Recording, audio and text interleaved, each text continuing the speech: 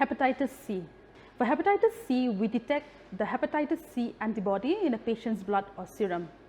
Here, for hepatitis C, we're using the HCV tridot, which is based on the principle of immunoconcentration, which is a little bit different from the lateral flow immunoassay that was explained in the beginning. But nevertheless, the principle is basically the same. For HCV tridot, we are going to follow the procedures according to the manufacturer's guidelines. Once we have taken out the kit from the box, we are going to lay out on the test table according to the number of tests that is required. We are going to label each kit either by the lab ID or by the hospital ID or by the name, age and gender of the patient, depending on the convenience of each facility. After labeling the test kit, we're going to take the buffer solution, add the buffer solution first of all, 3 drops into the reaction window. We will allow the solution to soak thoroughly.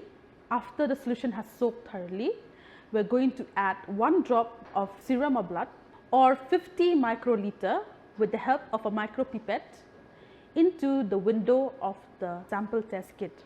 Next step, we're going to add 5 drops of the buffer solution and allow to soak thoroughly again. Next, we're going to add 2 drops of the conjugate solution and allow to soak thoroughly. Lastly, we're going to add 5 drops of the buffer solution once again and allow to soak thoroughly. We are going to allow this test kit to rest for up to 20 minutes. We will read the results immediately after. Result interpretation. As the name suggests, you will see either 1 or up to 3 dots in the test kit. If only 1 dot appears, that is at an area signified by the letter C, which stands for control, then it means that the test is negative. If 2 dots appear, either at the area which signifies C or T1 or T2, then it means it's positive.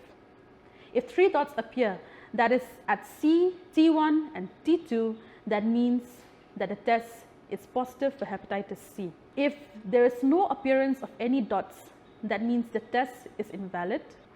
If there's no appearance of dot at the area designated with the letter C, then the test is again invalid, even if dots do appear at other areas, that is either T1 or T2 or both. Please note, it is important that a dot appears at the area control, that is C, to verify that the test that you have done is valid.